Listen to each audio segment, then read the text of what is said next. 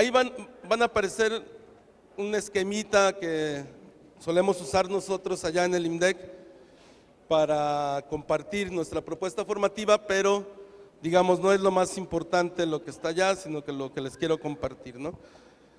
Esta propuesta, como la propuesta que muchos y muchas acá compartimos, la propuesta que mis compañeros y compañeras que han estado compartiendo anteriormente, es una propuesta que nace justamente frente a este sistema capitalista, neocolonial y patriarcal, y que estos sistemas de dominación no los podemos ver separados, sino que están trenzados, ¿verdad? Que hay una forma de dominación que no se entiende el patriarcado distinto del capitalismo ni del neocolonialismo. Se hacen fuertes entre sí, se van amarrando, y entonces desde ahí es importante ir desmontando las lógicas y las dinámicas de dominación. Lo que pretendemos con esta propuesta de formación, con esta propuesta desde la educación popular, es justamente desmontar cada uno y cada una de las lógicas de dominación, entendiéndolas en su conjunto, ¿verdad? Ya Yoconda en la mañana nos habló, por ejemplo, del patriarcado y cómo esta relación de dominación genera también procesos al interior de los movimientos, de los pueblos, de las organizaciones, no porque haya una intencionalidad desde esos pueblos, sino justamente porque son mecanismos que los sistemas imponen, y entonces son maneras que reproducimos constantemente para ir generando estos procesos de dominación, ¿no? Entonces, bueno, nosotros siempre comenzamos con una herramienta que le llamamos triple autodiagnóstico o autodiagnóstico de la práctica sociopolítica, que tiene que ver con revisar nuestra concepción del mundo, con nuestra cosmovisión, desde dónde nos estamos parados, desde dónde pensamos los cambios, desde dónde hacemos esa construcción. Es decir, es nuestra realidad conceptual, la realidad que nos vamos imaginando, pero que tiene que ver con nuestras identidades, ¿no? Nosotros concebimos el mundo desde el lugar donde estamos. Luego hacemos un autodiagnóstico del contexto, es decir, cómo leemos el contexto, cuáles son las maneras que tenemos de interpretar lo que está sucediendo en nuestro entorno.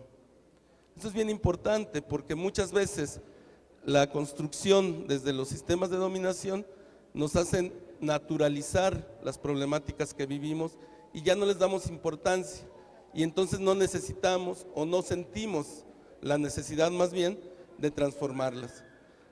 Y finalmente hacemos un autodiagnóstico de la propia práctica. ¿Qué estamos haciendo frente a estos sistemas de dominación? ¿Cuáles son nuestras maneras de resistir, de caminar, de construir? Es bien importante, aquí nos han compartido ya varias experiencias donde no solamente se trata de defendernos o de defender la tierra o defender el territorio, sino cómo empezamos a construir maneras nuevas de relacionarnos. Entonces, hacer este autodiagnóstico nos da el punto de partida. Para nosotros el punto de partida es finalmente la realidad, pero la realidad es grandotota, ¿verdad? La realidad es múltiple, es compleja, contradictoria, y entonces utilizamos estos puntos de entrada para entender al menos una parte de esta realidad, y esa parte que es fundamental para el trabajo político, para el trabajo social, para el trabajo de transformación. Después hacemos un ejercicio de análisis sobre este triple autodiagnóstico, que es cuáles son nuestras coherencias entre lo que concebimos de la realidad y nuestra práctica. Muchas veces nuestra práctica va por un lado y nuestra concepción va por otro. Ahí nosotros hablamos, y lo decía el compañero anterior, de una coherencia o incoherencia de carácter ético. No podemos decir una cosa o pensar una cosa y hacer otra. Si eso sucede, entonces estamos teniendo incoherencias de carácter ético. Después confrontamos nuestra práctica con el contexto. ¿Qué tan adecuado es lo que estamos haciendo para transformar nuestro contexto, nuestro entorno? Muchas veces hacemos demasiadas cosas y luego pensamos, ¿por qué no cambia nada? ¿No? Hay que preguntarnos siempre si eso que no cambia tiene que ver con nuestra acción o tiene que ver con otras realidades que están en el contexto, ¿no?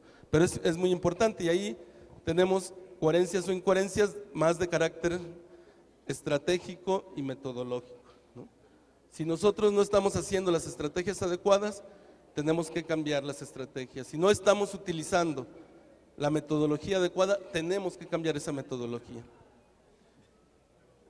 Después miramos las causas de esas coherencias e incoherencias. No todo depende de nosotros. Hay otras causas, hay situaciones del contexto, hay cuestiones que tienen que ver con los propios sistemas de dominación que nos están presionando. Hay un montonal de cosas. Entonces, preguntarnos por esas causas de las coherencias o las incoherencias. Y finalmente, revisamos las contradicciones estructurales, que tiene que ver ya con este asunto anquilosado del sistema capitalista, neocolonial y patriarcal, que tiene muchos años en el mundo y que se ha convertido actualmente casi en el, digamos, si habláramos de casas o de edificios, es el único que se está imponiendo. Hay resistencias, hay gobiernos progresistas, hay movimientos, pero como sistema nos sigue rigiendo este sistema, ¿no? Entonces hay que encontrar cuáles son las contradicciones que no nos permiten tener una práctica más coherente frente al contexto y frente a nuestra propia concepción.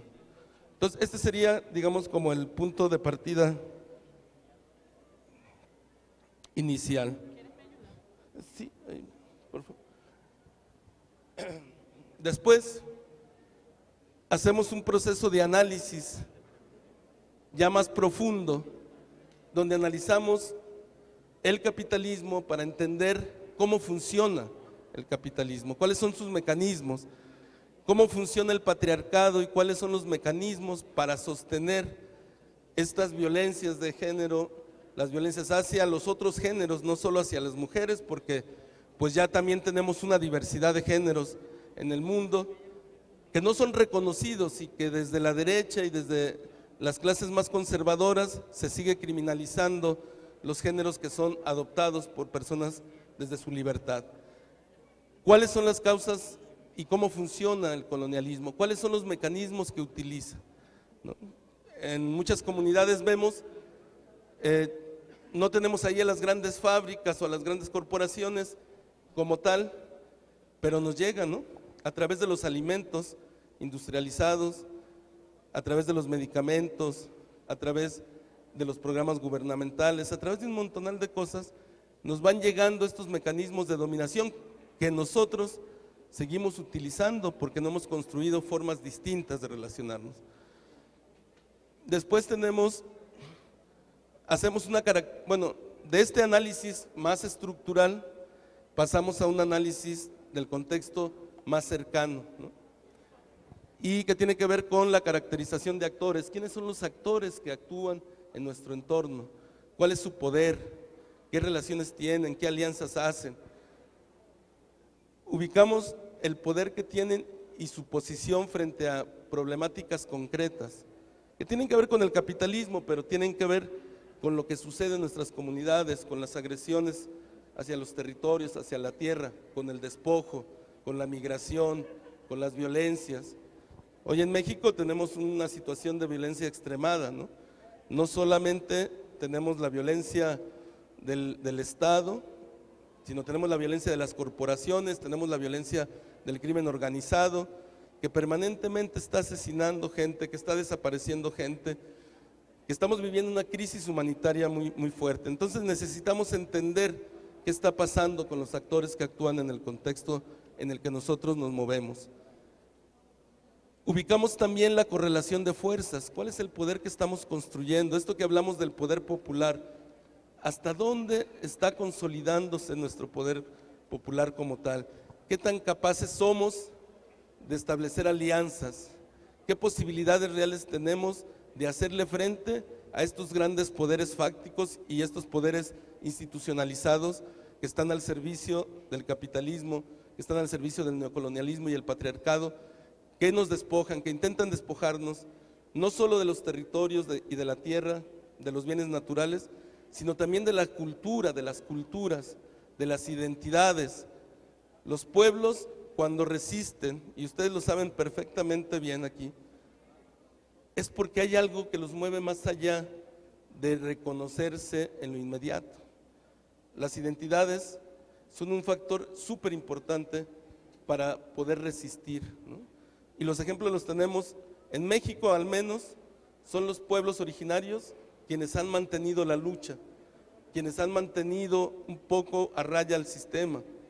Las luchas están acá, están en el sur, están en Oaxaca, están en Chiapas, en Guerrero, en Puebla, en Michoacán ahora con los compañeros de Cherán y compañeras. Pero entonces necesitamos realmente entender cuál es la fuerza que estamos construyendo, no solo en lo local, sino en lo regional, en lo nacional, en lo latinoamericano. Bueno, y después analizamos los escenarios posibles, es decir, adelantarnos un poco a lo que puede pasar y a las posibilidades de acción que tiene que ver también con el tema de las estrategias. Por el otro lado, trabajamos el tema de las identidades, desde las individuales, las colectivas y las identidades culturales. Estas identidades que no son separadas, nosotros todo el mundo tenemos estas tres identidades y permanentemente nos movemos entre ellas, hay un dinamismo permanente, pero eso es lo que nos va constituyendo y nos va dando fuerza. Las identidades tienen que ver con los territorios, nuestra identidad está fundamentalmente asociada al territorio donde hemos nacido, donde hemos crecido, donde vivimos. Y entonces trabajamos todo el tema de los territorios desde el cuerpo como territorio, porque el cuerpo, sobre todo los cuerpos de las mujeres, están en disputa, así como los territorios, nuestras tierras y los bienes naturales están en disputa porque generan bienestar, también los cuerpos están en disputa. Y ya, digamos, sabemos toda la historia, ¿no? La explotación de la mano de obra, pero hoy tenemos otro tipo de violencias y explotaciones sobre los cuerpos, ¿no? La violencia sexual sobre las mujeres, la violencia física, los asesinatos, los trabajos forzados, todo esto que pasa en la frontera sur de México y que se va recorriendo a lo largo del país en una frontera vertical que es brutal, pero entonces los territorios también son nuestros cuerpos y es el territorio más próximo y tenemos que aprender a defenderlo y a cuidarlo. La tierra, pero también ubicarnos, como decía el compañero de Ecuador, pues no somos dueños de la tierra ni del cosmos, mucho menos. Somos apenas una especie más, ¿no? Y desde ahí tenemos que caminar y desde ahí tenemos que entender cómo relacionarnos con todos los seres vivos, no como dueños, sino como parte de ese territorio amplio, ¿no? Nuestro territorio es el concreto, son las comunidades en las que vivimos, pero también es el país, pero también es el continente y es el mundo, ¿no? A final de cuentas, las fronteras son solamente una muestra de la dominación, porque la geopolítica oficial divide territorios que en sí mismos no podrían estar divididos.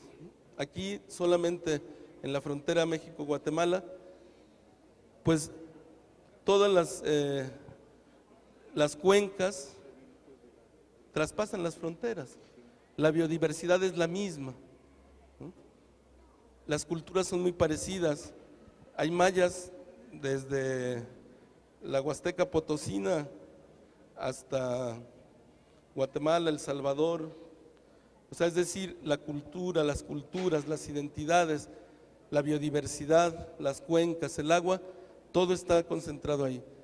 Entonces, nuestra propuesta es justamente entender la realidad a partir de los territorios, pero siempre partiendo de la realidad concreta, de lo cercano, de lo que podemos tocar, de lo que podemos oler.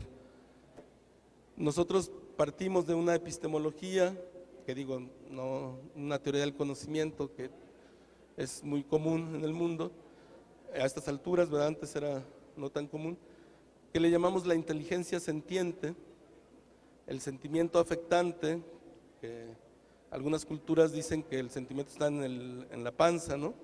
Porque ahí es donde se sienten las emociones fuertes, y la voluntad tendente. No aprendemos, así como desde los docentes, desde los profesores, no hay neutralidad en la enseñanza, en el aprendizaje tampoco existe neutralidad. Y entonces es distinto como ustedes miran la injusticia, que como la miran, por decir algo, la clase política. Es distinto. Entonces, siempre aprendemos a través de los sentidos. Eso le llamamos inteligencia sentiente. Uno aprende que algo quema cuando se quema. Aunque nos lo expliquen con teoría, no lo vamos a aprender.